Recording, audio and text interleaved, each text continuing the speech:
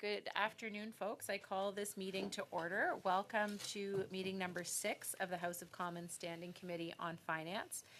Before we begin, I would ask all in-person participants to read the guidelines written on the updated cards on the table. These measures are in place to help prevent audio and feedback incidents and to protect the health and safety of all participants, including the interpreters. You will also notice a QR code on the card which links to a short awareness video. Today's meeting is taking place in a hybrid format. I would like to remind participants of the following points. Before speaking, please wait until I recognize you. For those participating by video conference, click on the microphone icon to activate your mic, and please mute yourself when you are not speaking.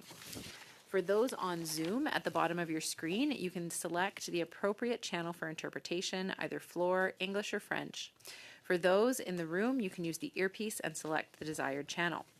For members participating in person or via Zoom, please raise your hand if you wish to speak. The committee clerks and I will do the best we can to maintain consolidated speaking order. A reminder that all comments should be addressed through the chair.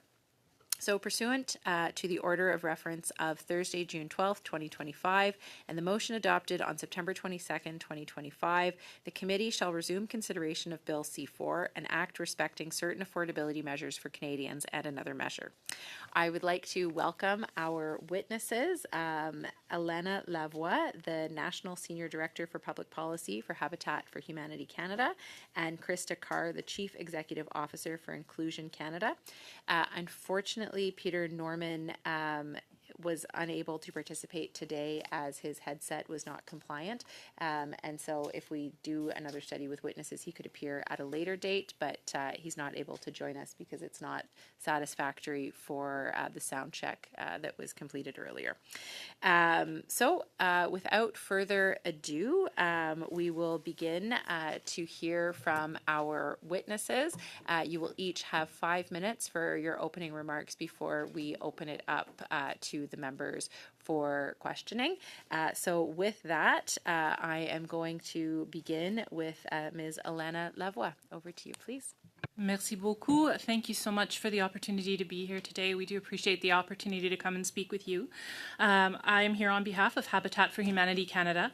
We are a national charity who was founded in Canada in 1985, in Winnipeg, in fact. We work in every single province in the country, as well as our two northern territories, and until recently also in Nunavut. We build homes, we build communities, and we like to remind ourselves all the time that we build hope. We do this through construction, through repair, through financing, through skills training, and of course through advocacy. We are part of a global movement, Habitat for Humanity International, who operates in 70 countries, and we are very proud of our contributions in continents across the world. Today I want to speak about the GST exemption included in Bill C4 and why it matters to Habitat and why it matters in the context of Canada's housing affordability crisis. Between 2019 and 2025, Habitat local affiliates, our 44 local affiliates, built steadily through some of the toughest construction years we've seen, up to and including this one, serving over 5,000 individuals, including 3,888 children, every single one of whom was very excited to be able to pick the paint color of their bedroom, I can assure you. We've done so with energy-efficient, accessible homes, and most importantly, with affordable homes, truly affordable homes for home ownership. We also, through that period of time, leveraged government funding at least 2 to 1. Every dollar that comes into Habitat for Humanity gets put to good use in our communities and for families. We generated over $311 million in construction activity over that time frame. We also generated $40 million in tax revenue. Over that same time frame, our Habitats and our local families paid over $19 million in GST on the fair market value purchase of their homes. We continue, even now, to pay between $15,000 in rural areas and $80,000 or more in high-cost markets on every affordable Habitat home that is sold.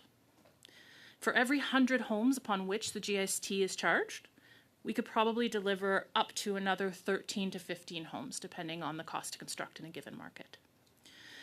In parts of the country, we are paying more in GST on Habitat-built homes than we receive in federal government investment.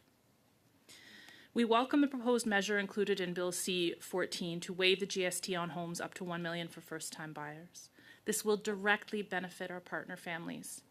This will also allow us to reinvest the savings that don't go into the mortgage or into our own costs, into building more affordable homes, accessible homes, energy-efficient homes. We would urge the efficient review and passage of this provision, as delays have real costs for families. We're also hopeful that, if passed, the implementation of the provision will be applied retroactively to agreements of purchase and sales that are signed and were signed in May 2025. The summer and fall are very busy habitat times, with many families taking big strides on their journey towards homeownership and moving through the purchase phase.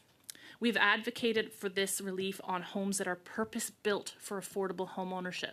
There's purpose-built rental, and there's also purpose-built affordable homeownership homes, and we are proud to be the organization that provides those. They're sold at fair market value. The families pay no down payment, and they pay no more than about 30% of their income on mortgage payments, and we figure out the rest. Every dollar we save gets reinvested into more homes and keeping the homes that we do have affordable over the long time. These changes to the GST that are included in Bill C4's proposal, combined with our ongoing partnerships across all governments, with the private sector and through philanthropic participation and donation, will help us build even more, even in the face of exponentially rising construction costs, slow municipal approvals, and an income gap that persists despite some market shift improvements in certain areas. We are committed to growing our impact.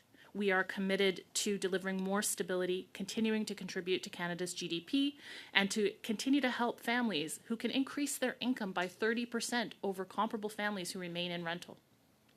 Now is the time to deliver more homes, affordable homes, and we look forward to doing so with new tools and in partnership with the federal government. We are closely watching the development of Build Canada Homes and are hopeful that our past experience delivering a large portfolio of new accessible and energy efficient homes in Canada through our partnership with CMHC over the last several years will help us inform can I this. ask you to just wrap up, please? Thank you. With this new way forward. Thank you for the opportunity to speak with you today, and I look forward to your questions. Thank you so much, Ms. Lavoie from Habitat, for your opening remarks. Ms. Carr from Inclusion Canada. Chair and members, thank you. My name is Krista Carr. I am the CEO of Inclusion Canada, and I speak today not only for our organization, but for a broader coalition of disability organizations across this country. Our ask is straightforward. Increase the base amounts for the disability tax credit and the child disability benefit so their dollar value equals what they would be at 15% now and in future years. Do not let a general rate cut shrink disability supports. We are here because Canada is about to make a policy mistake that this committee can prevent. This summer, Canada launched the new Canada Disability Benefit. It will provide up to $2,400 per year to low-income Canadians with disabilities. While still not adequate, it is progress. But with this progress, at the same time, Bill C4 will now reduce the value of the disability tax credit. We cannot give with one hand and take with the other. Here is what is happening. Bill C4 lowers the lowest federal income tax rate to 14.5% this year and 14% next year. That same rate is used to calculate the value of non-refundable tax credits, including the disability tax credit and the child disability benefit. When the rate drops, the credit value drops correspondingly. Those numbers may sound small in this room, but nearly 1 million Canadians rely on this credit to help manage the extra costs of living that come with a disability. And for people already stretched far too thin, $100 matters.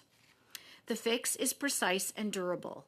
For 2025, increase the disability tax credit base amounts by 3.45% to offset the rate reduction to 14.5%.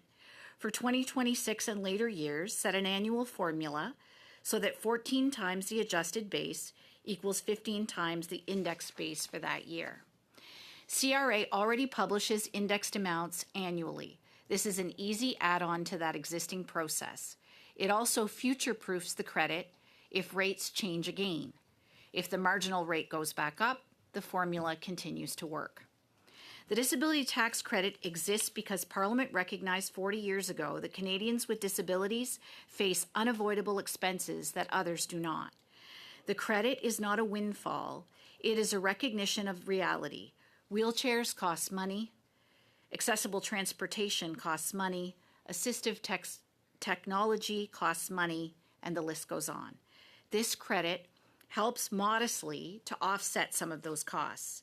The principle here is simple. Disability support should not shrink to help pay for a general tax cut.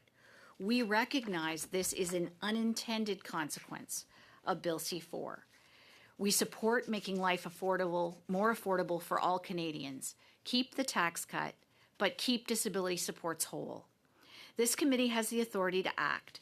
The Speaker confirmed in 2022 that amendments to non-refundable credits can be moved directly without requiring additional procedural steps.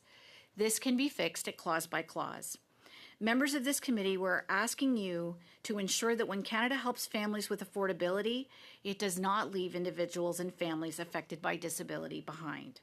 Amend C-4 to increase the base amounts for the disability tax credit and the child disability benefit by formula. Keep the tax cut, keep supports whole. Thank you very much. I welcome your questions.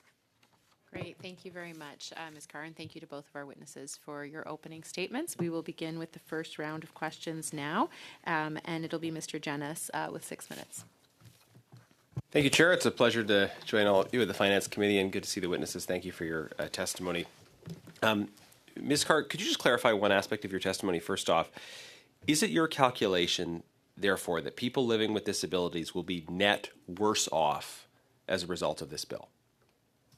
Yes, I think it's an unintended consequence of a bill meant to make life more affordable for Canadians. But as a consequence of that, yes, in a net position, they will be worse off than they are. Okay, so it's not just that supports will be lost that partially offset the tax cut. It's rather that people will be net worse off as a result of this. Thank you for that clarification. This is something I know we've spoken about in the past. Have you engaged with the government on this request for a change, and what has been their engagement on this issue thus far?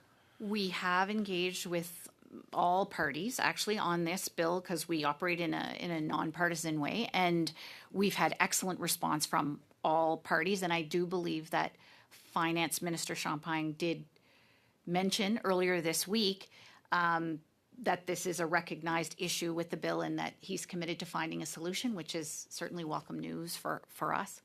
But I think all parties have been very receptive and engaged on helping to trying to find a solution to this. Okay.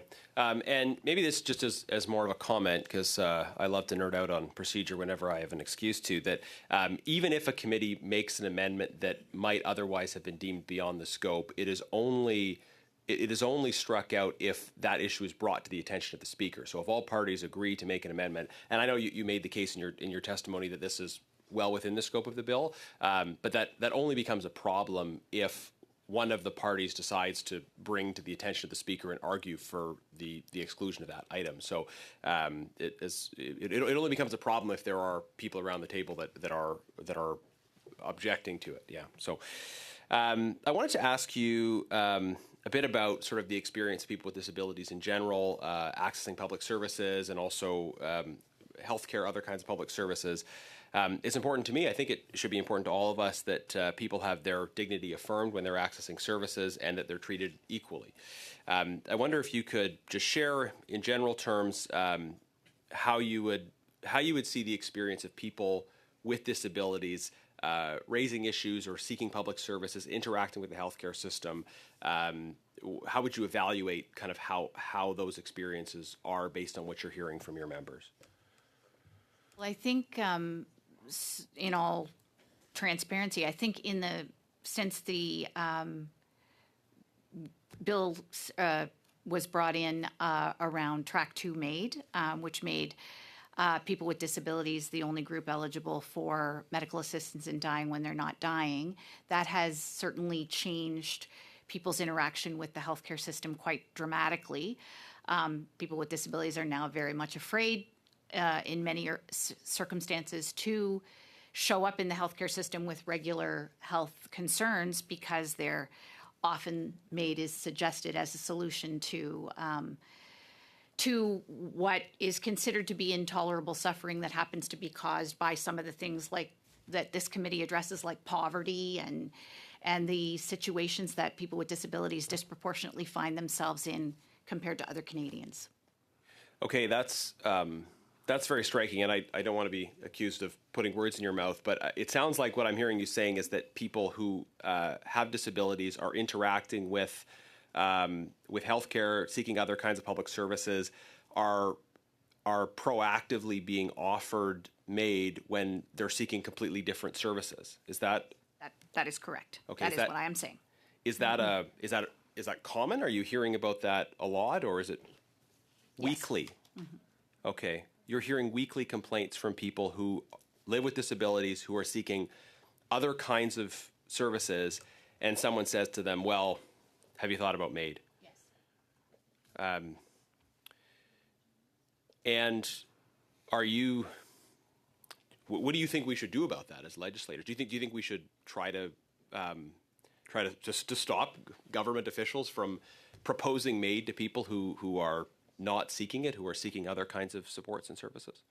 Well, I think the disability community has made their case that we should repeat, and the UN CRPD committee has also affirmed that Canada should repeal Track 2 MAID completely. But I think in the interim, anything that anyone can do to limit this from being pushed on people with disabilities who are seeking support to live would be a welcome change. Probably not something this committee can deal with, but in your individual capacity as legislators, I'm sure you can. I want to be clear that I agree with you about Track 2 MAID. Taking action in Parliament is a bit like building a house on a desert island. You have to build with what has washed ashore. So you have to work within what you think is realistic. And I don't think a majority of Parliament would share your view or my view on the Track 2 MAID issue. But it's striking to me that you're saying that in the current reality you have people that don't want MAID, aren't looking for MAID, but who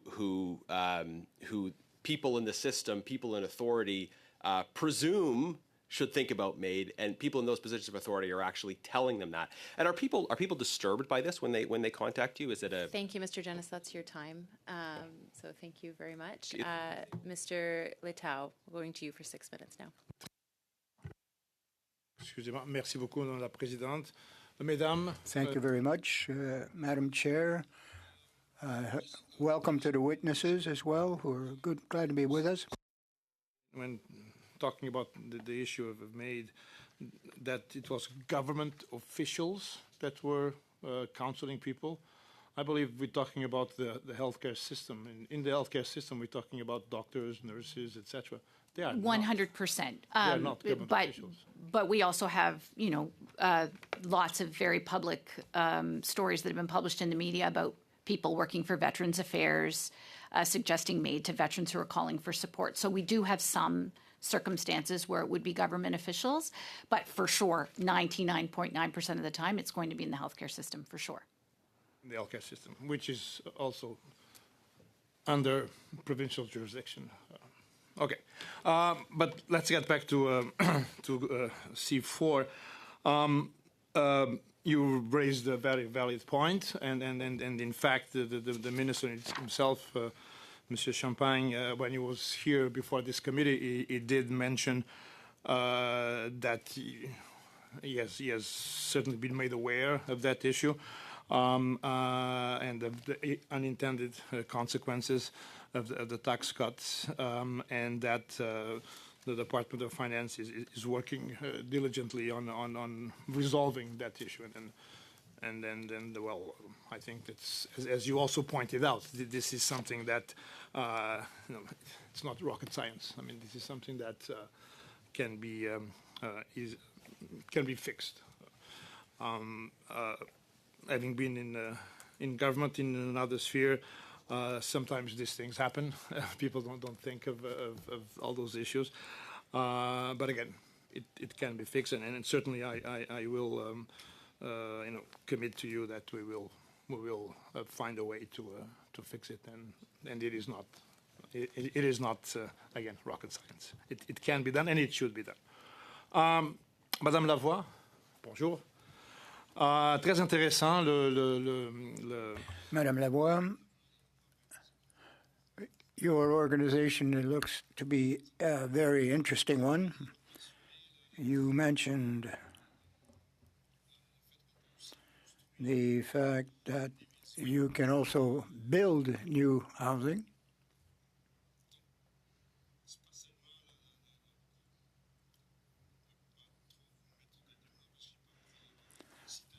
I didn't quote you exactly here, but I hope I'm not wrong. But affordable housing. Affordable housing, we can also do that. Alors on peut faire les deux. Et dans ce cas-ci, both can be done. Given what is occurring in other jurisdictions in Canada, you're representing a pan-Canadian organization. So have you observed that there are certain challenges, different challenges between Toronto, for example, and another large city in another province, where the price of the lot itself might be excessive or high, leading to less affordable housing, generally speaking? Yes, thank you very much for your question. In major municipalities, the price and complexity of the housing market and the regulations for municipal development, the cost of the lot, the cost of materials to build, are out of reach for a lot of the people who are perhaps less financially endowed. Costs are higher in major cities than in smaller cities and towns. Montreal, Toronto, Vancouver, major developments and expensive. When we try to provide a project for habitat, we have to do what we can. In the smaller communities, we have to build what we need, not much more. Micro condos, for example, purpose-built. We need more family housing as well, multi-generational housing. So the challenge is a little bit different, if you will, from an average standard off-the-rack house. Initially, in your building homes and building hope was your slogan. It's very important, of course. And the major challenges that we have in our large metropolitan areas is to fight the homeless phenomena or the unhoused population. You have a lot of experience in providing affordable housing, perhaps not necessarily to the unhoused. Your time has elapsed, I'm afraid, Member, Mr. Garon. Thank you very much, Madam Chair, and thanks to our two witnesses for their testimony, Ms. Lacam and Ms. Lavoie. Madam Card, when you contacted people who are touched or hit by this, as you say, it's not a refundable credit. And the income tax, of course, is part of the calculation for income tax. And it does perhaps lower the value of the benefit. I think it was announced in almost 5 years ago, as a matter of fact, and 2023, the bill was launched, if you will, and it was very difficult to implement it, and we're still working on it, actually. We are aware of the needs, but for a long time, I think it was very difficult for you to be heard. I talked to some of the officials that were here before the committee last week, and they made a commitment to examine the situation much more closely.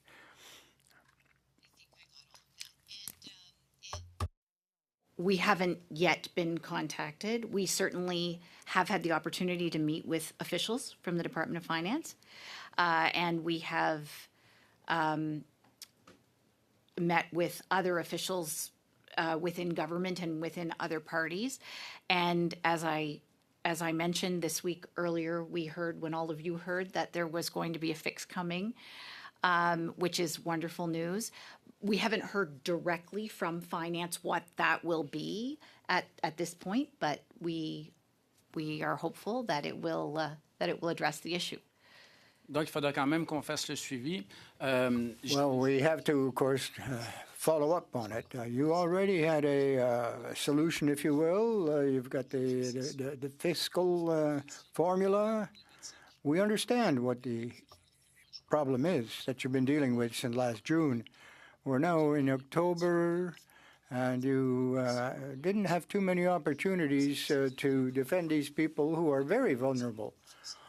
Would have been easier to get a meeting with the minister? To comment on that, because I've spent my working life in nonprofit, and I find it's always difficult to meet with finance ministers. And I think that's probably because everyone wants to meet with them. So I think it's probably difficult for everyone. I don't know if it would be easier for someone else to meet with the finance minister. At this point, what I care deeply about is that the finance minister is listening and hearing what we have to say, and I'm hopeful that is what's happening at this point. So I guess that's all I can really comment on. Puis on a eu des communications, vous en avez eu avec tous les partis. Puis, we've had communications with all sorts of stakeholders, and you work in a nonpartisan fashion, but that's not my case. If you'd been a bank or a petroleum industry representative, you would have had the ear of the minister. Now, you have made attempts, I suppose, and it's been difficult to reach him, her. In the context of residential market for housing, the prices have really, really increased.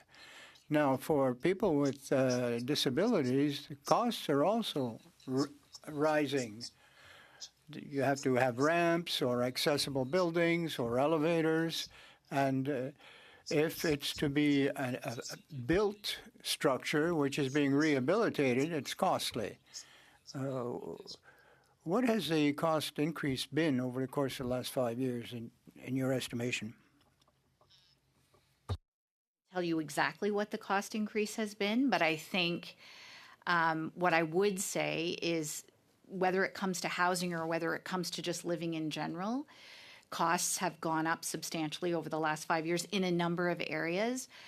Unfortunately, disproportionately, supports for persons with disabilities, whether that's income or otherwise, have not kept pace with that. And so what we have seen is the poverty rates of persons with disabilities certainly get worse. And, you know, it's much, much, much more difficult to live a good life in community with the extra costs that people face already. And then when disproportionately costs everywhere are going up, including the extra cost of disability, it just compounds upon each other, and it makes it very difficult, which is, I will make the case while I'm here at this committee, why we would love to see the Canada Disability Benefit, which we are very happy about and super grateful for, continue to increase to help Canadians with disabilities offset those costs. Merci, Monsieur Garon. I understand we're going back to Mr. Jennis. Now, Mr. Jennis, I just want to remind you that we are studying C4, and so I hope that the questions are relevant to the study at hand. Thank you. Yeah, thank you, Chair. And I was responding to an issue that the witness raised. Thank you for the warm welcome, and it's good to be back, as you said. Ms. Carr, back to you. I wanted to talk a bit about affordability and employment. Having access to employment opportunities, of course, wherever possible, is so important for affordability. A few years ago, our leader had a bill aimed at ensuring people with disabilities were not punished for entering the workforce. I want to ask just if there are particular impacts of the measures in C4 in terms of what you've talked about for people that are receiving benefits and are working, and how those things interact with each other, and also what your perspective is on how we can ensure that the benefits are structured such that people are not punished, that is, they're not worse off if they enter the workforce. Yeah, well, I think what I would say about that is certainly the disability tax credit was put in place in the first place to help offset the cost of disability. And obviously, when you're living with a disability and you qualify for the disability tax credit and you earn income, you know, that tax credit makes a big difference. So in relationship to that, I just go back to the argument that we were just having about making sure that people are not negatively impacted or disproportionately impacted by a bill that is certainly meant to make life more affordable for all Canadians. We want to make sure that that net effect stays the same. As far as disincentives to work, which is what I think you're getting at, certainly not necessarily related to this bill per se, but I think when we look at things like the Canada Disability Benefit, for example, if you look at the working exemptions, that type of thing, I think there's lots of work that we could do in making sure those exemptions are higher. People can keep more of their money. And, you know, especially for persons with disabilities who are trying to get back into the labor market, maybe cannot work full time, you know, those exemptions and those interactions between benefits become really, really critically important to ensure that people can actually go to work and stay at work and are better off by working. Thank you. And I should mention, sadly, in my view, the bill that our leader had put forward in this regard was defeated. It would have been, I think, nice for it to at least have study at committee and to pass, but at least to get to, if there had been support from other parties, to get to that stage. I'd like to give you a chance to share a bit of a message for employers as well. I'm the shadow minister for for employment, and I talk a lot to employers who tell me about challenges they have in finding people with specific skill sets or in specific areas, even in a time of persistently high unemployment. And I guess, what would your message be to employers about hiring people with disabilities if that's not something they've done before, or if something that maybe seems out of the box compared to what they've done in the past? Well, I think there's tons of data. I know there's tons of data to support the fact that people with disabilities enrich workplaces in ways that you would not necessarily always think about in terms of innovation, in terms of creativity, in terms of retention, all of those types of things. Even the culture within a workplace, the amount of turnover of other staff that do not have a disability because they're in an inclusive workplace. And at the end of the day, people with disabilities are ready, willing, and able to work. They want to work. They want to contribute to society. Oftentimes what they need is someone to give them an opportunity. And there are tons of organizations across this country, Inclusion Canada being one of many, who are more than happy to assist and support any employer who wants to start hiring inclusively and bringing the huge and diverse talent pool that is within the disability community into people's workplaces. Up against the clock a bit, but are there any additional areas where you see barriers to employment for people with disabilities that we could address or propose solutions to? So we only have about 5 seconds left for this round, so so we'll leave it there. Thank you, Mr. Jennis. And we'll go to Mr. McDonald. Thank you, Madam Chair, and thank you to the witnesses for coming today and sharing their information. For Ms. Lavoie, I really admire the role that Habitat for Humanity plays in helping out with nonprofits and home building.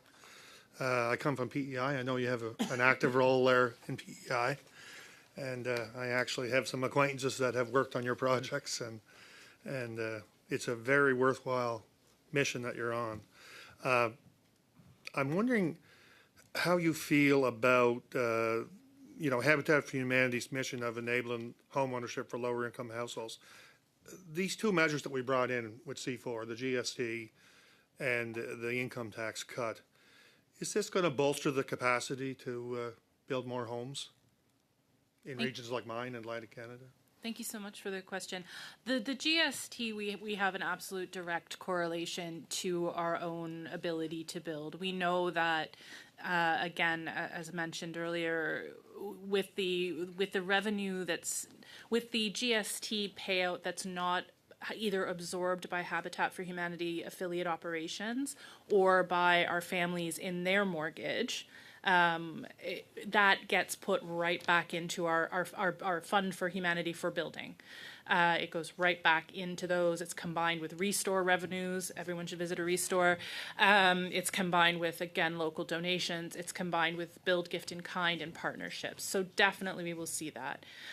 In terms of the income tax cuts that are proposed, I think anything that improves affordability for those with lower income has the potential to put more stable housing within their reach, particularly when combined with the supply side measures that we do in terms of creating those purpose-built homes for affordable home ownership, and then the interesting financing piece to accompany it so that they can afford a mortgage within their means.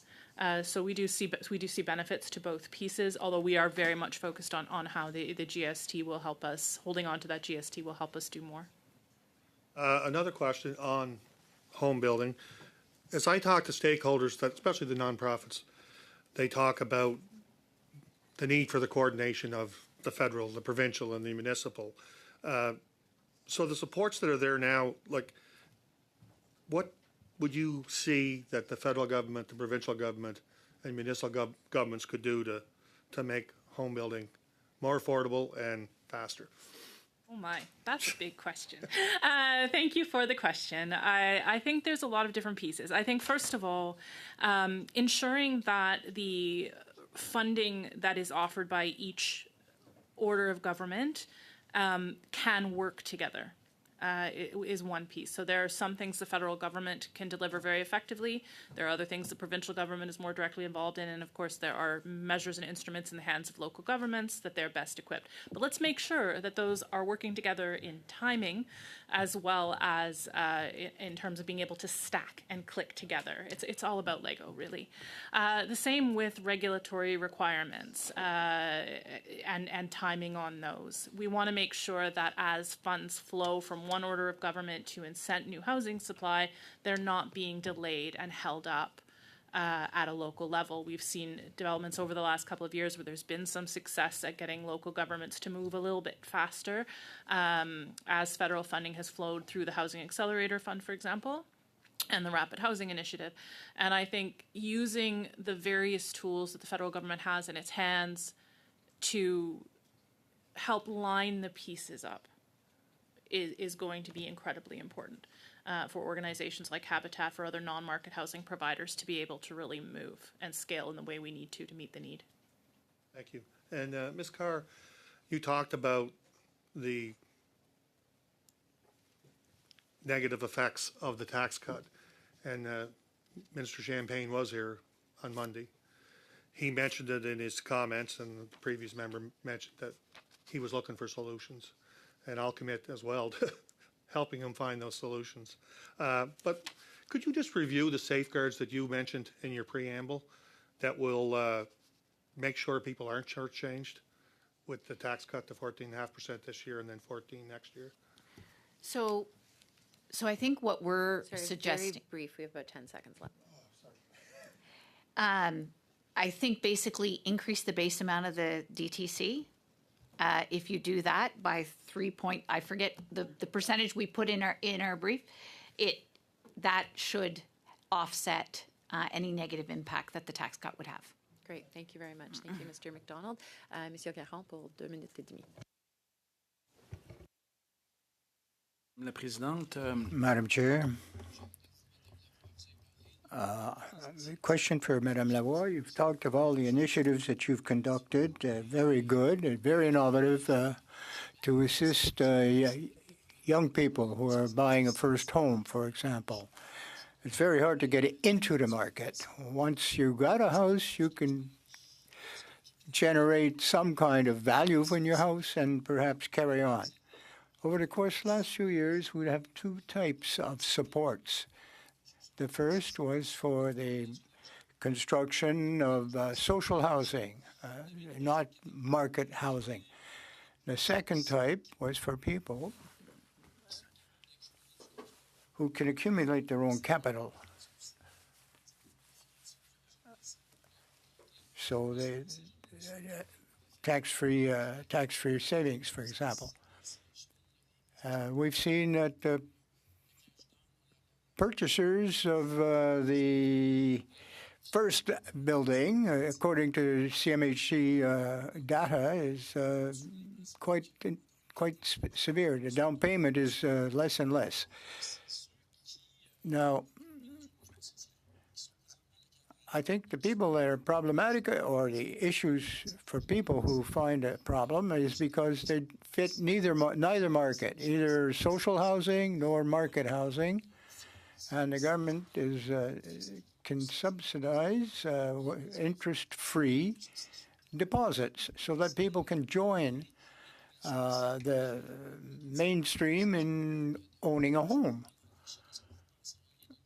What would you think of that type of measure? Well, very interesting to my mind, but we already have a solution, and the solution is to build your own. That's what we've been doing. We're trying to demystify our programs, and it's, well, most families have a mortgage. We make sure that they pay a part of that, and we subsidize the rest of their mortgage payments. So we have a lot of experience in doing just that. We've had programs. Time's up. Sorry, Monsieur Garon. Ms. McLean. Mrs. Lavoie, Madame Lavoie, thank you very much for your testimony and for all your organization does for affordable housing in Canada. You state, and I noted in your submission, that Canada's gap between the price of homes and what people earn has doubled since 1987. Safe to say the bulk of that gap has occurred in the past 10 years, would you say? I don't have that statistic in front of me. I don't think that one was in my brief necessarily, but we have certainly seen an acceleration in a gap in the families that we serve. Thank you. No other G7 country has seen such a stark deterioration in housing affordability. Again, a quote from your website, actually. A lot of this is inflation. A lot of inflation is driven by government policy, of course. But as far as housing goes, inflation shows up in a few ways. There's the price of a house includes things like the mortgage costs, which historically are actually still pretty low compared to where we've been in the past, but higher than in the last couple of years. But then there's building costs, and those building costs include goods and labor. There's demand pull inflation, and there's cost push inflation. But then there's the third one, which is the land. Which one of these factors, the goods, the labor, or the land, do you think are the ones that increase housing costs the most? In our experience, it's very market specific. So again, in our highest cost markets, that could be a matter of land. In the areas where we, If I may, I think the most journalists have come out and said, yes, it is land speculation that drives 30%, 35% now of the cost. But one of the other charges in there, of course, with land in civic areas is government charges. So there is a significant amount of taxes and civic charges at all three levels of government that the government collects taxes for that accounts for about 35% now of the cost of homes, which is a significant increase over the amount even 10 years ago. Is that impacting your operations at all? fortunately for us at Habitat Humanity, we are often exempted from some of those fees and charges. It's one of the advantages of investing in non-market home builders is that we get additional financial efficiency. Certainly, it is a challenge for our private market partners, and we, in our work that we do with them, can appreciate that it has become a growing challenge. And would you say that the places where you build your homes are in places where your competitors, builders, would be paying these 35% charges? Certainly. Okay. They're facing a lot of charges themselves. All right, thank you. The government's announced a $13 billion Build Canada Homes project here. And that $13 billion is going to go into competition with other home builders, of course. $13 billion is being thrown into the house building pool, if you will. Do you think that that's going to have some cost push inflation on other homes that are being built, such as the ones that you built? And I'm saying that there's only a limited amount of lumber and drywall and labor available for this effort. So I think if you can give me your comments, I'd appreciate it. Absolutely. Thank you so much. With Build Canada Homes and the investments that are being proposed at the moment, we are optimistic, cautiously optimistic, that the initial focus on non-market housing will help insulate somewhat from an initial inflationary push from that perspective. I think it's a smart strategic move to actually begin with the non-market sector where the deepest housing need is, and to work with the kind of builders that, again, going back to purpose-built homes, which seems to be a theme for me today, we are building purposefully for affordability. And not so much for at the whim of the broader market systems in the same way. Thank you. And as you know, most of the market housing being built up there is out of reach of most people.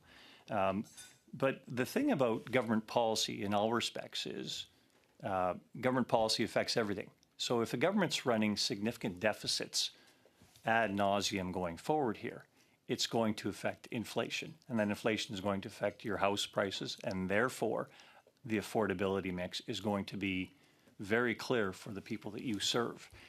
How bad do you think that's going to be if you take a look at what's coming forward here from this government's continued escalating deficits? About 20 seconds for a response. Looking at broader inflationary pressures is a little bit out of my remit. I'm a housing nerd and myself, but I do think we have to be mindful that affordability could continue to be a challenge and make careful and strategic choices as we move forward. Thank you. Great, thank you. Mr. Turnbull for the last round of questions in this. Thanks, Chair. Last but not least, right? Ms. Carr, I'll start with you. And thanks to both witnesses for being here. Admire the work of both your organizations greatly. Just wanted to ask you a question. It's a bit of inside baseball in terms of how legislation is done in this House. And I know before I got into federal politics over 6 years ago, I wouldn't have known exactly how that happens. But I just want to say your proposal is to increase the amount of both the disability tax credit and the child disability benefit by 3.45%, and that would compensate for essentially the diminished taxable income that is used to calculate those two benefits. Is that right? Yes. Okay. And then if for some reason a solution were deemed sort of out of scope, because I think the minister came and indicated in this committee that they were looking at solutions, and I know I'm the parliamentary secretary, so I know that's true. What I want to, sort of say to you is, if a solution were deemed out of scope, the one that you're suggesting deemed out of scope for the bill C4 because of how Parliament works, and there was some other mechanism used. Does it matter to you, or do you just you're focused on the outcome? Like, I think you're focused on making individuals who have that limited income, who live with a disability, to make them whole. Is that correct? That is correct. So you don't care really what mechanism is used in order to solve that problem as long as you get the result you're looking for. Is that right? That is true. I would say that the solution put forward that we've recommended is kind of the one we believe will future-proof any, as it goes up, as it goes down. Hopefully it won't go back up, but we don't know what'll happen in the future. Having said that, the outcome is the main focus, and the outcome is no disproportionate impact on people with a disability or their families. So if finance has another way of doing that gets that same outcome, then we would certainly be happy with that. I appreciate that. Thank you very much. And that was the clarity I was looking for. Ms. Levo, I'm going to go to you now.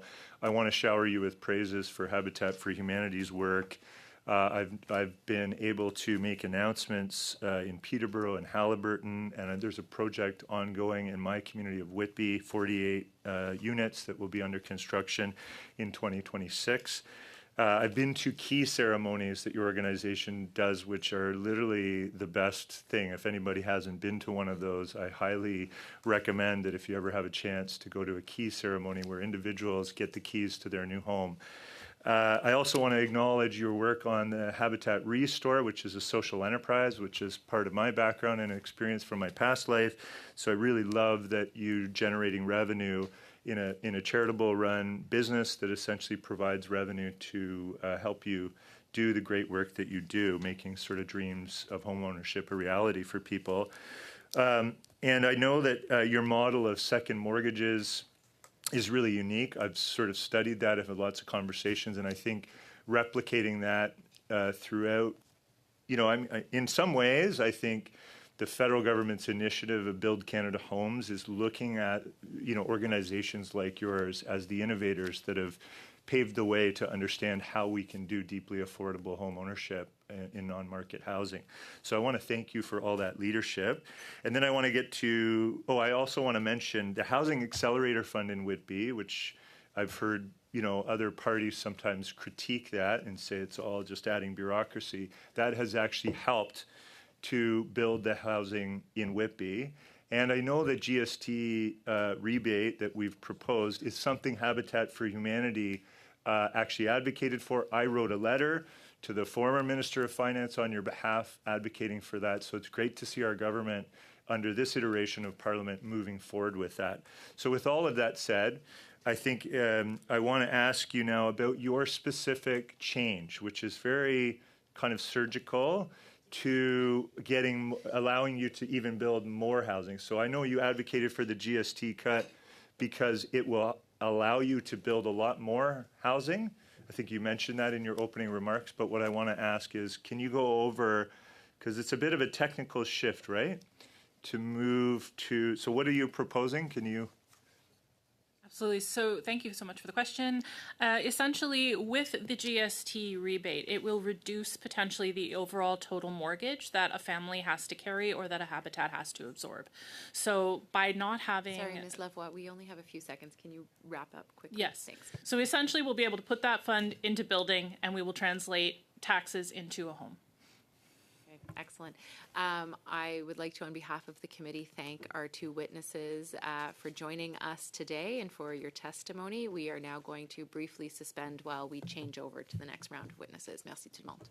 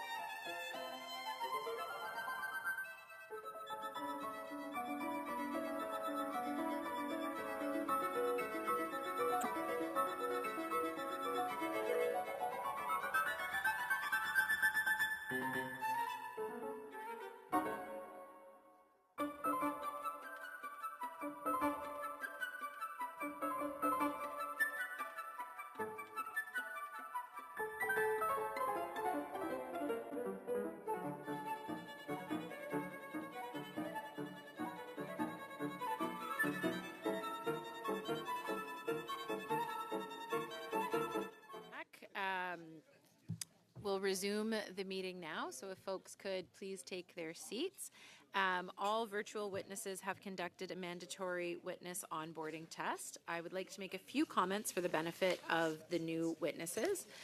Please wait until I recognize you by name before speaking. For those participating by video conference, click on the microphone icon to activate your mic, and please mute yourself when you are not speaking.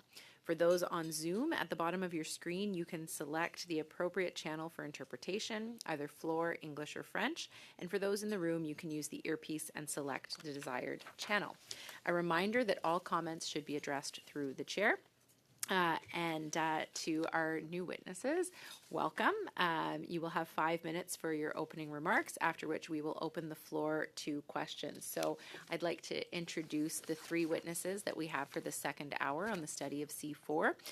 First, we have Ian Lee, who's the Associate Professor at the Sprott School of Business at Carleton University. We have Carolyn Witzman, the Senior Housing Researcher, University of Toronto School of Cities. And joining us online, we have Amanda McKenzie, the Director of Public Affairs, Advocacy, and Strategic Communication. So, Mr. Lee, we will begin with you. You have 5 minutes. Thank you. Thank you very much, Madam Chair. First, my disclosures. Number one, I don't belong to or donate money to any political party, nor do I allow any lawn signs during any political campaigns, federal, provincial, or municipal. Secondly, I was a commercial banker in the last half of the 1970s and the early 1980s as mortgage manager at BMO Maine, just across the street, except it's now the Parliamentary Precinct, I believe, the McDonald Building. I worked there for many years. And then I became a commercial credit officer, where I lent millions to home buyers to buy houses and SMEs. Thirdly, I don't consult to the housing, construction, or financial services industry at all. And number four, I've taught the strategy and policy capstone course for 35 years. As with many Canadians, I have a deep personal interest in the question of affordability, which I believe is primarily an issue of housing affordability. I do not see affordability as an issue of marginal tax rates for the bottom quintile, who have mostly been removed from the PIT, the personal income tax, rolls by successive federal governments going back many years.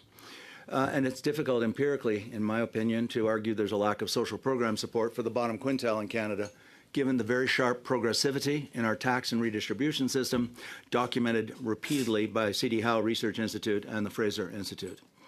In my judgment, based on my decades-long review of StatsCan income stats, the Gini coefficient of income inequality, which is flatlined for decades per the OECD, the affordability problem is not a tax issue or an income redistribution issue.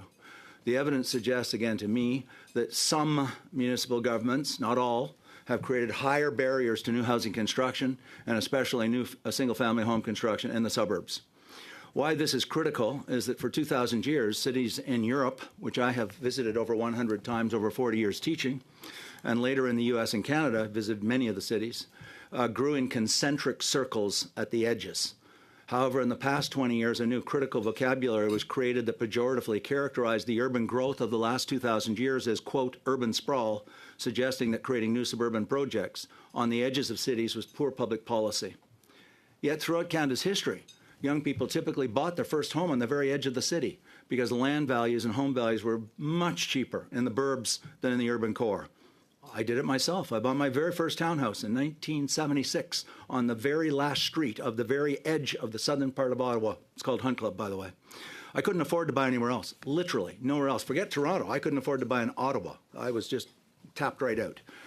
Having lived in Ottawa my life, but having visited many large American cities over the past 40 years and many mid-sized Canadian cities, and I've studied average housing prices and municipal permitting data by city, I know there are significant differences in average housing prices between cities.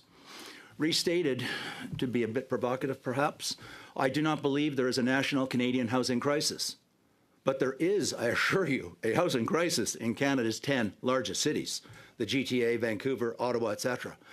By contrast, when one examines Moncton or Winnipeg or Eastern Ontario, where I grew up as a boy, in Lanark County, or rural Maritimes or rural Western Canada, the data reveals prices at or often well below $500,000, in the 3s and the 4s. I can drive out right now in 20 minutes from here and I can show you houses in Kemptville for $500,000. Go down to Prescott, Ontario, and they're $250,000 to $300,000, which is 60 minutes from the national capital of this country. As lumber and building materials are national prices set in national markets, it suggests there's something else causing the differences.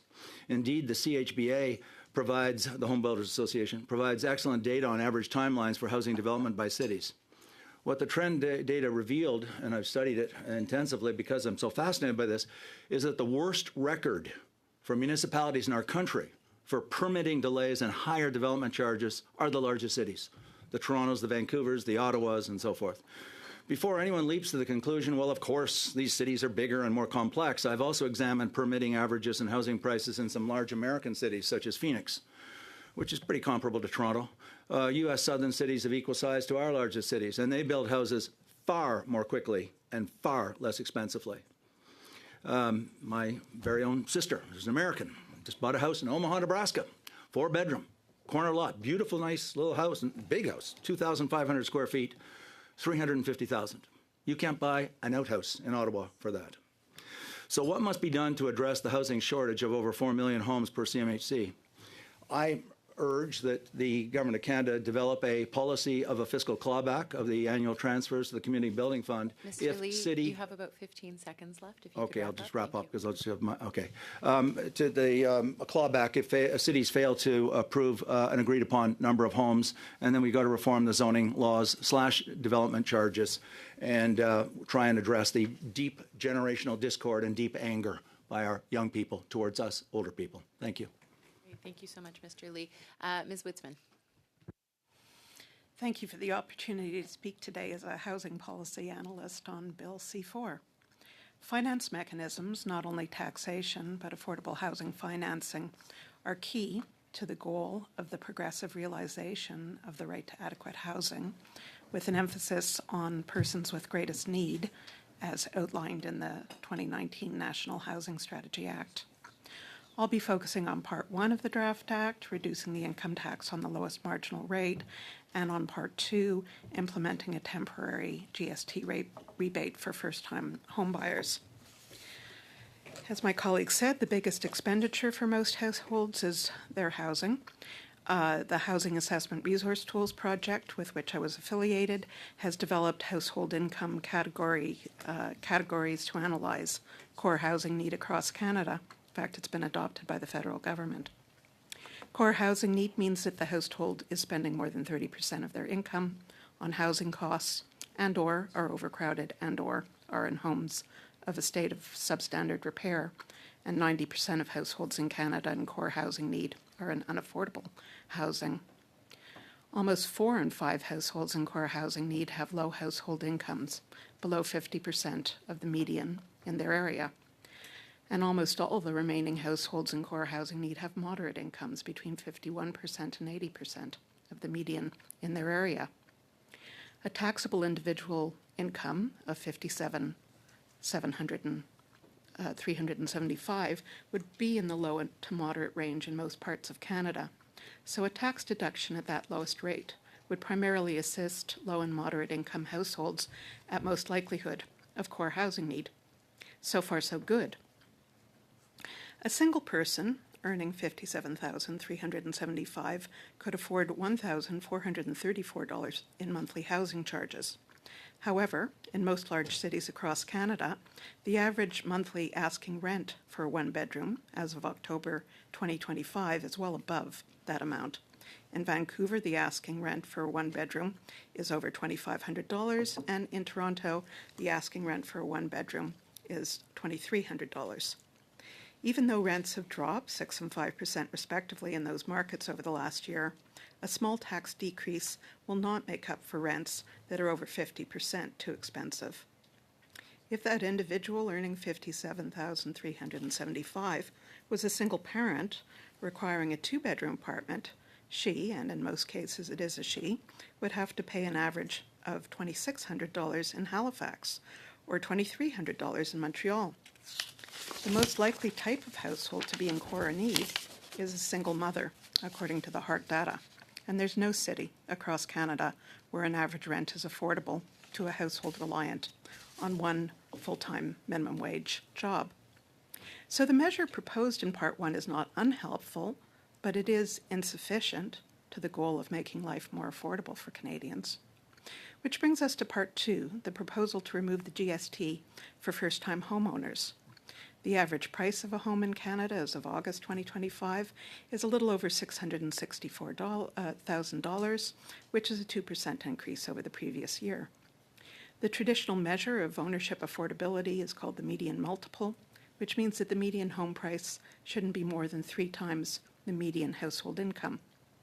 Canada's median multiple was between 2.5 and 3 until about 1985. It's now close to 8 across Canada, 12 in Toronto, almost 15 in Vancouver. So for a household to afford an average home, they'd require a household income of over $220,000, about 2.6 times average household income, as well as a down payment of over $100,000. So a $1 million home is unaffordable to any household other than one in the top income decile. A 5% discount on a home that is 260% too expensive for a median income household is probably an ineffective measure to the goal of making life more affordable for Canadians. So the measure proposed in Part 2 isn't particularly helpful to the goal of making life more affordable to Canadians. What tax measures would help make life more affordable to Canadians? Well, it's a perfect time to strengthen the new rental housing protection Ms. Witzman, fund. you have about 15 seconds if you could wrap up, please. Thanks. I'll stop with the measures that might increase affordability and leave that for the question period. Thank you. Great. Thank you, Ms. Witzman. Now I'm going to go to Ms. McKenzie, who's joining us online. Please, you have 5 minutes. Good afternoon, Chair and members of the committee. Thank you for the opportunity to speak about Bill C-4 today. I'm Amanda McKenzie, the National Director of Public Affairs, Advocacy and Strategic Communications at March of Dimes Canada. March of Dimes Canada is a leading national charity committed to championing equity, empowering ability, and creating real change that will help people with disabilities across the country unlock the richness of their lives. Together with our partners, we serve, connect, and empower people with disabilities to participate fully in life and in their communities on their own terms. I'm here to address the impact of C4's proposed 1% reduction in the lowest federal personal income tax rate on people with disabilities in Canada, and specifically those who rely on the Disability Tax Credit, or the DTC, and the Medical Expense Tax Credit, the METC. I very much want to thank Krista Carr, Kirk Goddard, and the team at Inclusion Canada for their leadership on this file. Inclusion was the first to identify this issue in our community, and their analysis has been widely referenced, including in my own notes. I've also included a recent analysis of this issue from the Library of Parliament, which I also included with my notes. So Bill C4 will reduce the lowest federal tax rate from 15% to 14% over 2 years. I mean, everyone loves a tax cut. The problem is that it actually results in an effective tax increase for those who receive federal non-refundable tax credits, including the DTC and METC, due to the method of calculation for both credits. The DTC and METC amounts are calculated as eligible amounts multiplied by the lowest federal PIT rate. Thus, a 1% decrease in the PIT rate would directly lower tax savings by approximately 1% of the claimed amount per claimant. So for people with disabilities, this means the very benefits designed to offset the additional cost of living with a disability are eroded. For example, the value of the DTC will drop by approximately $51 in 2025 and $101 in 2026 per claimant. And the METC will also see a proportional reduction. This is not just a technical adjustment, it's a real loss for nearly 1 million people with disabilities in Canada who depend on these credits to help make ends meet. So while all recipients of non-refundable tax credits will see their effective value reduced, people with disabilities are disproportionately impacted. They rely on additional disability-specific credits to offset the cost of being a disabled person in Canada, estimated by the UN to add 30% to the cost of living. The Library of Parliament's analysis shows that for a parent with a disabled child is the most impacted, with the DTC value eroding by $79.90 in 2025 alone as a result of the lower DTC base amount. So I'm here today to ask you to amend Bill C4 to increase the base amounts of these tax credits to ensure their value is protected, and so that people with disabilities across Canada are not paying more to get a tax cut. This erosion of disability supports is not just a matter of fairness, and it has broader policy implications. The DTC is a gateway to other federal and provincial territorial benefits, including the Canada Disability Benefit, the Child Disability Benefit, and the Registered Disability Savings Plan. Reducing the DTC's value risks undermining access to these essential supports. At March of Dimes Canada, we're particularly concerned with benefit take-up. We know that DTC uptake rates are low because of how barriered the process is. We're working with our partners like Inclusion and others in our community to spread awareness about the DTC and how to access it through benefit navigation services the federal government is funding. We're also working on projects to train frontline service delivery staff and caregivers in the basics of the DTC, how to access it, and how to talk about it. People with disabilities need to know what they're eligible for, like the DTC and other important benefits that Parliament decided they should have. Anything that puts a barrier in the way of this must be rectified. The solution is straightforward and affordable. Our preferred option is to amend Bill C4 to increase the base amounts for the DTC and related credits, offsetting the reduction in the tax rate. In closing, C4, as currently drafted, provides less help to those who need it most, delivering a quantifiably smaller benefit to people with disabilities.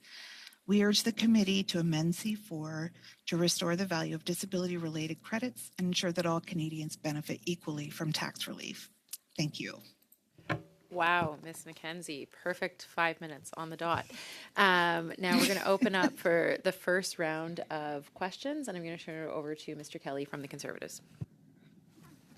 Thank you to all the witnesses for those opening statements. I'm going to begin, Professor Lee, and allow you to perhaps finish your thought. At the very end of your opening statement, when you ran out of time, it sounded like you were beginning to talk about that the federal government ought to claw back transfers to municipalities that fail to issue permits and approve development, which is something we ran on that in the last election, and this was something that was quite dear to us, so I'll let you finish your thought on that. Thank you. The reason I've come to that conclusion, and this isn't something I advocated, I just woke up one morning and said, this is a cool idea. I've been studying because I was in mortgage lending a long, long time ago. And believe me, when I said I lent millions and millions of dollars, I refinanced probably 1/3 of the glebe.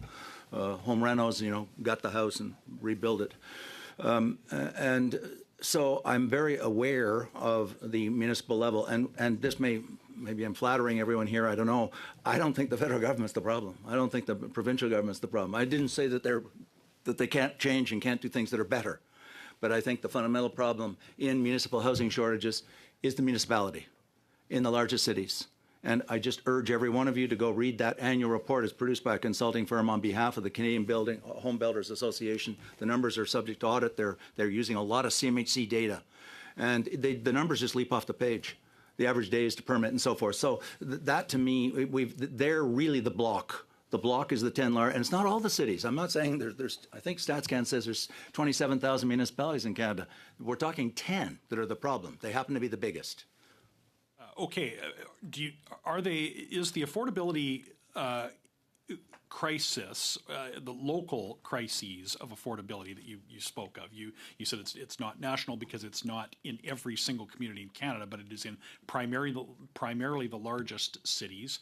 But we also see really in almost the entire interior of British Columbia, which would include cities outside of that. We've got Southern Ontario. Really, is it perhaps fair to say that the only places that are not affected by this housing affordability crisis are generally places that have very limited economic opportunity that people have to move from to access employment or business opportunity? That's a very good point. I mean, you're right. I mean, the smallest towns, there's very little opportunity in Prescott. I grew up outside of Carleton Place, Beckwith Township. There's not a lot of jobs in those days there. But if you look at the map that's published by Wawa, it really is instructive. Looking at the average house prices across this country, Winnipeg, 400,000. This is 2025 data. Hamilton, Tyre, 775,000. And they have them for every city in Canada, and there is profound differences.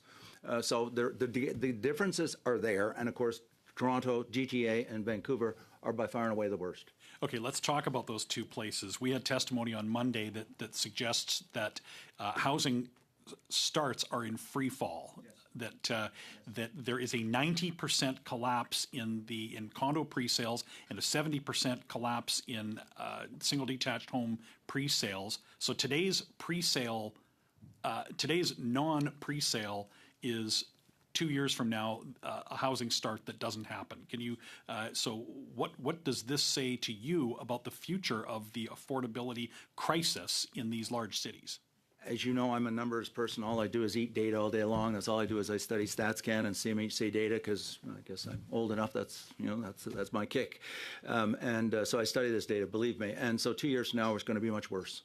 The situation in the GTA and Vancouver and Ottawa is going to be much worse because there's a lag effect. It's a pipeline effect. So what's going into the pipeline now is far below what we need. All right. So inaction by policymakers at all levels, including the federal government over the last 10 years, have brought us here. One last point, if we'll see how much I've got time for, but you said that the lowest income quintile is not helped by the reduction in taxes. So we support the tax measures contained in this bill, but agree that they will not provide affordability relief for all Canadians and that there is much more that needs to be done. So I'd like you to comment on that. For the people that need help the most, is there any help in this bill? I don't believe so. I'll be very frank. Again, I lent money. And the price of the home, and then of course they put the test on to you whether you have a minimum equity needed, and of course you have to pass the income test and the total, pardon for the jargon, the TDSR and the GDSR, which are two income tests. And if you don't have the income, you're not going to get the mortgage. And so having a tax reduction at your marginal tax, and remember the bottom quintile, and this is again CD Howe data taken from StatsCan, which is taken from CRA data. So everybody understands where StatScan's getting the data. They're getting it from the filings of all the employers in Canada. The bottom quintile is paying, I believe it's 5% of total taxes in the country. So that's a good thing. We're all in favor of that. But the point is they're paying very... Get another question in, if I may. you And have I about want to 30 get, seconds. I want to get Ms. Witzman in, because we talked about how this bill will not help the people that need it the most to be able to qualify for a mortgage. I was 22 years in the mortgage business, so yes, the debt service ratios are not going to work there. So that brings us, the person cannot buy a home, they need to rent. And now we see rents are beyond the reach of also these same people in the bottom income quintile. I'll give you the last word, Ms. Witzman, on affordability for renters. Unfortunately, Mr. Kelly, that is exactly 6 minutes. Right. So she'll have to answer it another time. But Mr. McDonald, I'll turn to you for 6 minutes. Thank you, Madam Chair, and thanks to the witnesses. Maybe go to Mr. Lee first. You're familiar from your appearances on TV. I think you're commenting quite often on my evening news program, so welcome here. We're talking about housing costs, and I don't deny what you're saying, that the cost of land in large municipalities has driven up. That's one of the factors. Municipal costs, again. But what I'm reaching out for is because I'm an Atlantic Canadian representative, and I come from the agricultural sector. So for many years, agriculture's been building with prefab products, prefabs out of factories. And it's obviously we're doing it because it expedites the process of building and it brings costs down overall, transportation, that type of thing. Now in Atlantic Canada, we have a limited labor market and transportation costs are a lot more. So I just want your thoughts on prefabricated manufacturing of housing components in Canada. Can that accelerate the housing buildings that we have to do? I do appreciate the question. If you'd asked me that a few years ago, I would have said, no, I would have said they're just mobile homes, and I had a pretty negative view. And I did. I'm full disclosure. I've come around partly because the technological innovations and development of mobiles, they're not what they were 10 or 20 years ago. The technology, I actually went out and met a business in this city that is making them. And you can't, when they're put together, it's very difficult to tell that they're prefab. And so I think that they've made enormous strides on the technology. I mean, I'm talking the package of the technology and the materials. So I think it's now a viable and part of the mix for addressing the housing shortage. And maybe next to Ms. Witzman.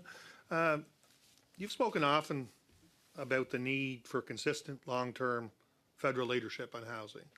And I just wonder how our approach in this legislation, using tax policy to lower the costs, the GST, the income tax bracket reduction,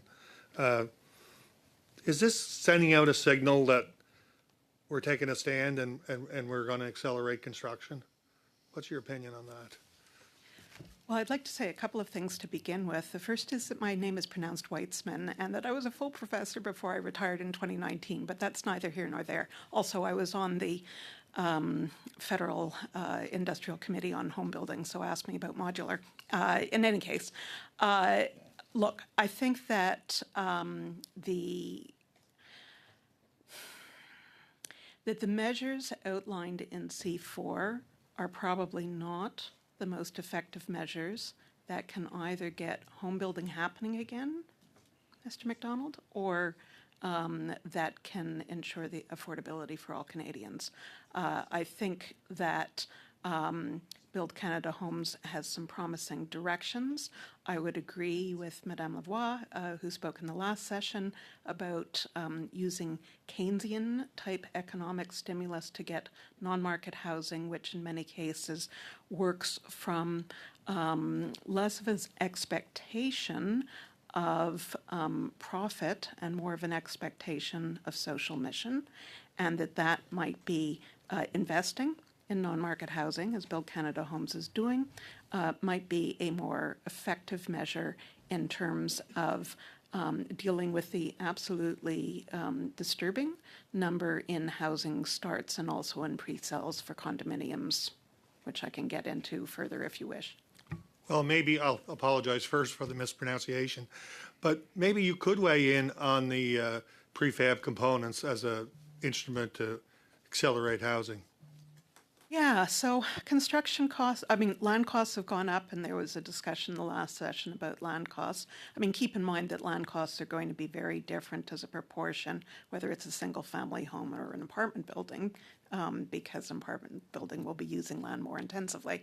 Construction costs, labor costs have both gone up during COVID and after COVID, and will only continue to go up with the continuing trade stuff that's going on with the U.S.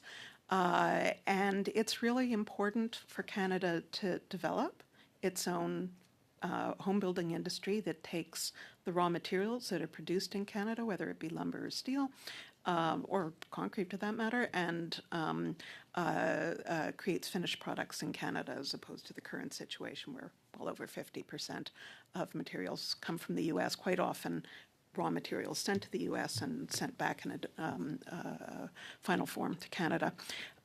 So I think that the industrial construction industry is a really promising direction. I think that the center that's at UNB in Atlanta, Canada, is doing an amazing job of coordinating initiatives, and that is one of the ways to bring down costs in a clear and relatively short-term way. You have about 15 seconds left. Oh, that's not very much time. I'll cede that time to someone else. Well, perhaps I will also apologize, Dr. Weitzman, because I'm sure the committee members took their cue from me in my pronunciation. So thank you for clarifying that. Yeah, no, it's all good. We'd like to appropriately address folks. OK, Monsieur Garon, vous avez 6 minutes. J'en comprends que j'ai 6 minutes 15 secondes, Madame la Présidente. I have 6 minutes and 15 seconds, Madam Chair. Now, Mr. Lee, you closed your opening remarks by certain proposals. We didn't have a chance to hear you through, but it reminds me when the Conservatives were ahead in the polls, and Mr. Poilievre would come to Quebec, and he would treat our mayors and municipal authorities as idiots, and it wasn't the fault of the municipalities in Quebec can't deal completely with Ottawa. Now, if the municipalities were not building and developing, the federal government has to punish them somehow. Although you didn't contribute to any political party, what would be your position on that statement? That's beyond my domain. I just deal with the data, the numbers. And let me state something that's very obvious to every one of us know this. The municipalities control the permitting, and they control the zoning. It's not the federal government. It's not the provincial government. It's right down at the end. Believe me, I've renovated my house many times. I've gone through the zoning process. I've gone through the permitting process. It's in Canada and the big cities, it's very, very bureaucratic. It's very delayed. And the numbers are showing it. And you can say, well, those are just big cities, and they have a different, should have a different comparator. Yet you go and look at a city of the same size in the States, not even in the same, they're literally 5 times faster. Si vous me permettez, Monsieur Lee, je comprends que vous avez rénové. But allow me, I respect that you may have rehabbed your house several times, but the cities on the south side of the St. Lawrence lack water. We have to, prohibit how much water is going to be. Now, the Quebec government, together with the Traverses, wants to propose an infrastructure program for Quebec itself. And the same is true in 4 other countries. The money is here, the transfers are here, and I can be political here. So what we think, when they say that the provinces can't do the job, it's the fault of, is it our fault? Is it their fault that there's no lack of water, a lack of support from Ottawa? Development costs are rising everywhere. We can't build. It's not because they're not issuing permits. If the water isn't there to support the building of X number of houses, we can't give out those permits.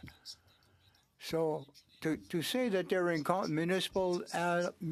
municipalities are incompetent and have to be punched, there's no money left in the fund. So what can you do to help the municipalities? Now, this is a political message. I would agree with you, Ms. Weitzman, pronounced it correctly, I hope. We're talking about affordable units, about affordable housing, where a household shouldn't pay more than a certain percentage of their income. Now, even with the definition that affordable, I don't know that if it is a good definition. We have a model of social housing, co-ops, different types of management, which allows many more households to, in fact, find a home. What do you think we'll be proposing by way of social housing in future? To avoid speculation, for example, is there anything that can be done?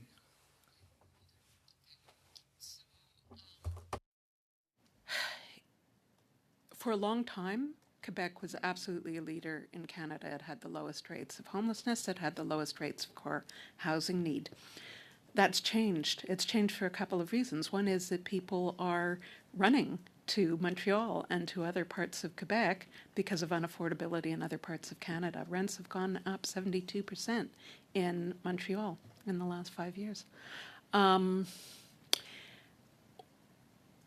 One possible approach, which comes from France, is in the year 2000, the national government set non-market housing targets for every municipality of 20%.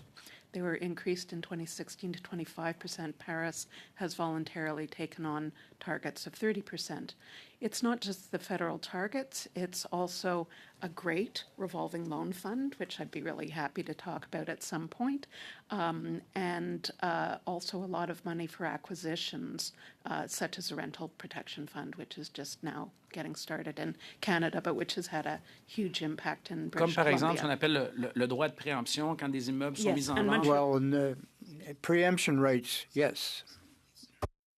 Promising directions in terms of housing that's affordable to low, moderate, and middle income people. Il vous reste 20 secondes, je vous les laisse. I have 20 seconds left. It can go to the next speaker. Pour dire quoi? Qu'est-ce que vous voulez dire? Madame la Présidente, on est dans... Madam, we usually give to the following speaker, so you have the 15 seconds. Okay, Ms. Kabina, over to you, please, for 5 minutes. Thank you, Madam Chair. Mr. Lee, I am particularly interested in your background, of course, as a former lender myself. We share that experience, but also just in reviewing your biography. It notes that you were the first Western professor to teach in a post-communist country. What an experience of a lifetime. I'm very interested to hear your experience, and I have some questions on that, if I may. Would you agree that when governments centralize housing decisions, the result is slower builds, structural inefficiencies, and less fiscal transparency? Yes. The first time I went was in March of 91. I went into Warsaw because the government of Canada provided us. Joe Clark was the minister, and Prime Minister Mulroney announced a program of support for Hungary and Poland, just those two countries. We got a grant from External Affairs to set up a business school in Warsaw. I'd never been to a non-Western country. I mean, I'd been to, the Caribbean, like Canadians, but I went in there with unbelievable naivete. And I was just unbelievably shocked. The quality of the housing was just unbelievably bad. I mean, the idea that while they treated the environment better in the centrally planned economies, I saw them pour chemicals on the ground in the countries. And I didn't just go to Poland. I taught in Ukraine many times. I taught in Romania many times. I taught in Russia, and it was common across the housing stock was lousy, terrible. The water quality, the infrastructure. And so, one day you'd just get up and there's no hot water. There's no water in the shower. So, it was very, very poor. And of course, there was no transparency because this was even though I went right after the collapse, it was still de facto centrally planned communist country for another 2, 3, 4, 5 years until they transitioned, because the transition wasn't overnight. But the housing stock was the shocker for me because I was sleeping in private homes. I wasn't staying in a hotel. We were renting from local people. And so this was my first experience living in a non-Western country, and it was a shock. It was real culture shock for me. And I'd traveled all over Europe before that, Western Europe, but it's quite the experience going to a non-Western country. Thank you. So now talking about Canada, when the federal government declares itself a builder now and wants to centralize building, do you think that creating another bureaucracy now would be the right answer to alleviate the serious housing crisis that we have right now? I want to nuance my answer. I am not talking about nonprofit housing or social housing. That's not my domain. That's the domain of my distinguished colleague beside me. I don't study nonprofit housing or social housing. I don't study it. I'm just talking private for-profit housing, which is the vast majority of the housing units in our country. If you go and look at the housing stock, and CMHC, shout out to CMHC, they produce some of the most fantastic stats I've ever seen anywhere. Really good data, really good data. They're chief economists, they're assistant economists. To your point, I don't mean this to sound ideological, and I have enormous respect for the government of Canada. My father was 42 years in the government. My partner was 35 years. I have relatives in the government of Canada. I'm not an anti-public servant. I am a public servant as a public professor in a public university. But I don't believe that governments, it's not their role to build houses. They're the referee of the hockey game. Their job is not to tell Sidney Crosby when to shoot the puck. Or their role is not to own the hockey team. Their role is to make sure they call penalties when somebody's cheating in the hockey game. So, and the private sector just does a better job building houses or building cars, building hamburgers.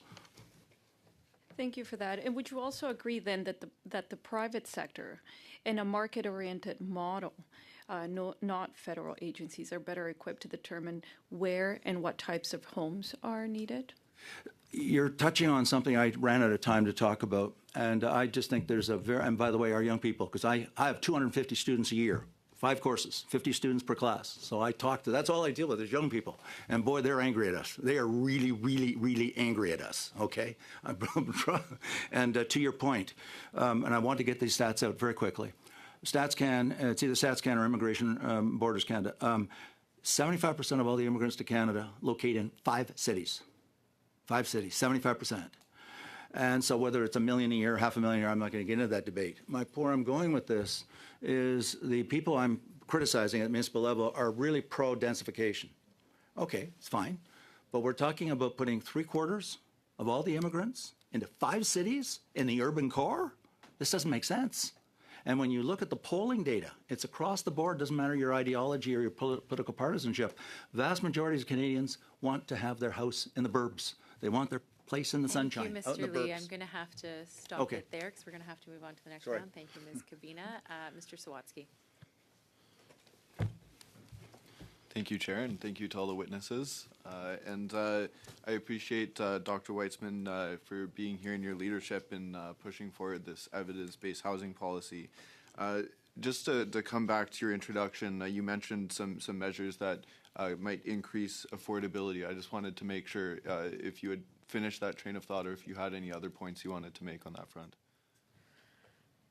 Well, in terms of tax measures, it might be worth looking at the capital gains tax in relation to REITs with the proviso that now is a perfect time to be buying private sector housing that's at risk of losing affordability. We lost about 500,000 affordable purpose-built rental units between 2011 and 2021 in the private sector. Right now, REITs do have preferential tax treatment. There's been some discussion of taxing REITs at corporate tax rates. I think it might be worthwhile looking at ways to give REITs a break if they sell some of their older stock, which they very much want to do. If you look at BC's Rental Protection Fund half of apartment sales last year in BC were bought by the Rental Protection Fund for operation by non-markets who are much more likely to keep rents affordable in the long term while undertaking necessary repairs, and much less likely to evict tenants on grounds of renovation or demolition.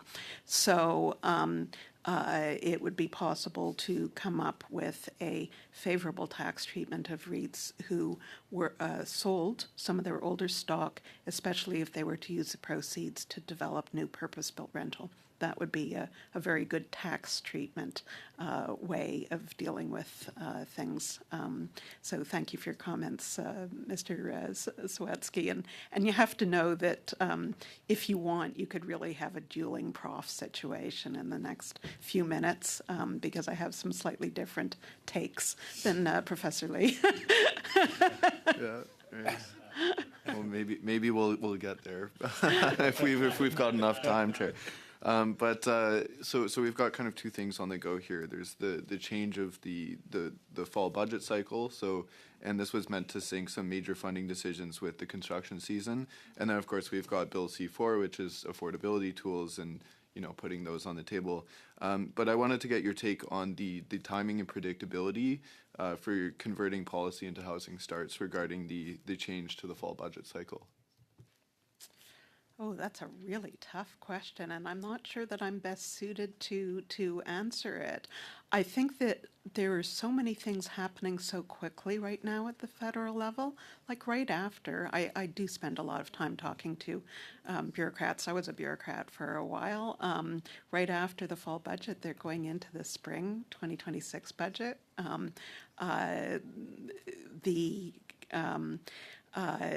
There is currently planning for the National Housing Strategy 2.0, which and federal provincial agreements end in 2027, and so does most of the National Housing Strategy. So really, it's everything all at once when it comes to timing. And of course, to get to your point, any developer, whether they be a non-market developer or a market developer, they thrive on certainty. They thrive on quick answers. I would 100% agree with Professor Lee that approval times and also a great deal of uncertainty over zoning is a powerful brake on housing starts right now. Well, thank you. And the curiosity is really getting to me, so I'll maybe see if we've got enough time for this dueling prof situation. Maybe you could give your thoughts on that. In about 30 Well, seconds. I would absolutely say that I would agree with Professor Lee that development charges are a huge problem. And I would say that development charges come out of a huge infrastructure deficit, which comes out of about 50, 60 years of us not using infrastructure wisely. And by using infrastructure wisely, I mean sprawl. I mean the affordability that he talks about was purchased at the expense of a lot of highways and a lot of water lines, a lot of sewer lines that are not being used efficiently, not to mention public transit lines that aren't being used efficiently. Professor Weitzman, if you could wrap up in 10 seconds. I would be happy to wrap up right now. We need to use our infrastructure much more efficiently. And so I don't think that just continuing to build on the periphery or asking people to drive until they find a cheap place is a good direction to go in. Thank you, Dr. Weitzman. Thank you, Mr. Sawatsky. Monsieur Garon, vous avez 2 minutes et demie. Merci, Madame la Présidente. Thank you, Chair. I always find it amusing when the Liberals, they're going to change everything in the budget to give certainty to the construction industry. So Ways and Means motion and to help people to get it, but they haven't tabled the budget yet. So we don't even know what we're going to be dealing with.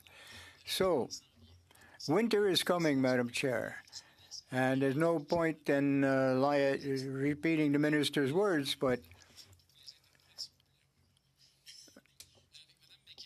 with Ms. McKenzie, a question. Tax credit for disabled persons. It goes above and beyond that because if the bureaucrats have told us that all tax credit are refundable. Now, there should be a maximum, I think, and if as was explained, the value of a benefit goes down even if you lower the marginal tax rate. Now, a lot of benefits are offered on the same basis, and would you agree that we should look at how we calculate these refundable tax credits so that we don't get this anomaly of lowering the value of the benefit? For the question, yes, I very much think that we should. Just to note that the disability tax credit and the medical expenses tax credit are non-refundable tax credits. So they're not, folks are not receiving any additional funds. They're just having their tax bill lowered. Although there is discussion around whether in terms of for the community and for financial security for people with disabilities, that the disability tax credit should be refundable. But yeah, I think we need to have a formula. And listen, I'm not a technical expert in this, but it seems to me to be common sense that we should have a formula that ensures that a tax reduction results in a real tax reduction for everybody who is eligible for other federal benefits and credits that are available in the tax system. Great. Thank you, Ms. McKenzie. Merci, Monsieur Garon. Now for the final round of questioning, I believe we are going to both Mr. McLean and Mr. Stevenson for 5 minutes. Thank you for the witnesses. Trying to be pretty succinct on some of my questions. As a CPA in public practice for the last 26 years, spent a lot of time with the tax system is self-reporting. And so a lot of it, the government is relying on the taxpayer to give out certain information. But sometimes the information is not always available to them. My question, just to start with, is when we look at affordability, you both spit out a lot of information and stats, but I'll start with Dr. Weitzman. Do you have the number as to how many first-time home buyers are buying a new home? That is a really good question, and I do not have that stat on hand. Don't have it, sorry. Sorry. The reason I'm asking is most of us should know in here that GST does not apply to second home, a used home. It only applies to new builds. So if we only have GST applying on brand new homes for first-time home buyers, I would submit that that is less than 5% of the actual buyers, if that. That might even be high. So I'm saying that looking at this as a program that is not applicable to 95% of the population is not really there. That was my, don't have the numbers there, so I guess we can't ask that. To Mrs. McKenzie, I'm wondering if your thoughts, I know you guys looked at making the non-refundable tax credit to make sure they don't lose it. Was there any discussion as to changing it to an actual deduction instead of it being, or moving it to a refundable tax credit instead on that end of it being as a reduction in income? I'm seeing that my personal thought is that probably not, for those people that are in that, are not paying that much tax anyway, so it doesn't really matter where on the tax return we're going to give it to them. But I'm just wondering if you've looked at the other options in there. That's probably where I'll have the rest of my time, and I'll succeed there. Well, so first of all, Mrs. McKenzie was my mom, so it's in terms of folks that are benefiting from the disability tax credit, I think there is the actual taxation issue, but for us, I think it's more about this is yet another barrier. If people think that it's not actually as worthwhile as it's purported to be, even if you're not paying a lot of tax, and it turns out just by the by, the Library of Parliament in their analysis found that the most impacted are people who are earning on the That's low great. I end. was just wondering if you would actually ask the question of a different different method of doing it instead. That's all. Yeah, the questions are out there in the in the community around, well, should it be a refundable tax credit? Should it be a deduction, as you talked about? I think right now we're living with the system that we've got, the Canada Disability. That's okay. If you didn't have the Yeah. actual answer on that one, that's fine. It's chatted about. Okay, I'll see the rest of my time to Mr. McLean. Quickly, Mr. Lee, you talked about urban sprawl and the burbs versus the core. Where's the more valuable land? Just quickly. The most expensive land in any city is the downtown. And the crisis is in the 10 largest cities in Canada. That's right. A crisis because of downtown zoning. Land speculation is a large part of that. Municipal fees are the other large part of that as far as the increase in land. How does land speculation, who profits in land speculation? Land speculators. Okay. There you go. Thank you. This being the case, follow the money. Who's making money in this process other than municipalities, governments, and speculators? It's not the Canadian public that's being messed around with here. It is effectively the public that's paying money into certain people. Do you think governments understand the notion of speculators? Do you think this government understands the notion of speculators? I don't think any government does. I really don't. Thank you very much. Yeah. The last thing I wanted to ask you is about the carbon tax, withdrawal of the carbon tax here. Withdrawal of the carbon tax in this budget is the consumer carbon tax. Does it matter if you have a consumer carbon tax or an industrial carbon tax built into the cost of everything in government? No, because it get passed down through the value chains of all the companies in the industry, and ultimately there's only one taxpayer, and it's called the end user, which is us. We pay all taxes, including corporate income taxes, and that's been studied to death by the OECD. Thank you. Thank you, Mr. McLean. Mr. Turnbull, you have 3 minutes. 3 minutes. All right. Well, thanks to all the witnesses. Ms. McKenzie, I wanted to say thanks again for your advocacy. And I don't know whether you heard or had a chance to hear the previous panel, but we had Inclusion Canada here who I think represented some of the views that you probably share with them. And I just wanted to make sure that you were aware that Minister Champagne, the Minister of Finance, was at committee on Monday. And I think in his comments really reassured, I think he attempted to be reassuring to the disability community that the Department of Finance is looking at options to solve the issue that we take very seriously, that your organization has rightfully pointed out, with the income tax cut in this bill. And I just wanted to reiterate something I said earlier, which was that, I think many stakeholders, I know myself, I confess, before I entered federal politics, I had no idea I had very basic knowledge of how legislation was done, but I did not know the intimate details. But I wanted to just ask you, the result is what I think the disability community is advocating for, which is to be made whole and not to be worse off after historic gains with finally getting the Canada Disability Benefit. So are you sort of ambivalent about how the government makes the disability community whole, or are you really tied to a very specific measure?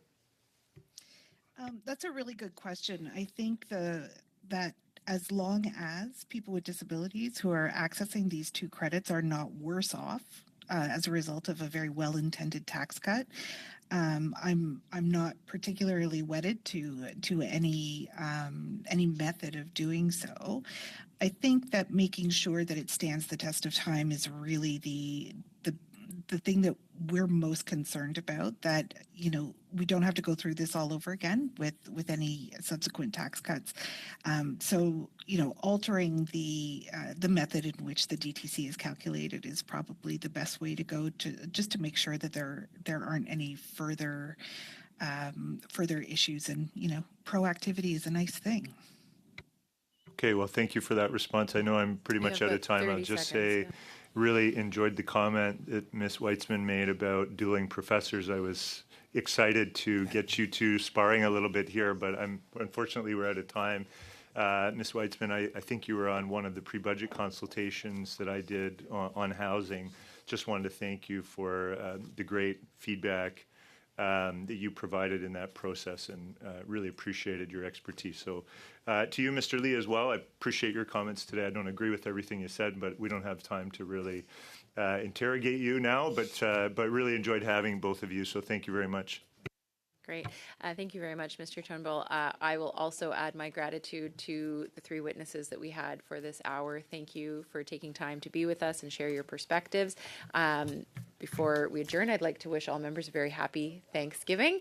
I hope you enjoy time with your families, and I look forward to seeing you when we come back. So do we have agreement to adjourn the meeting? Thank you. Okay. See.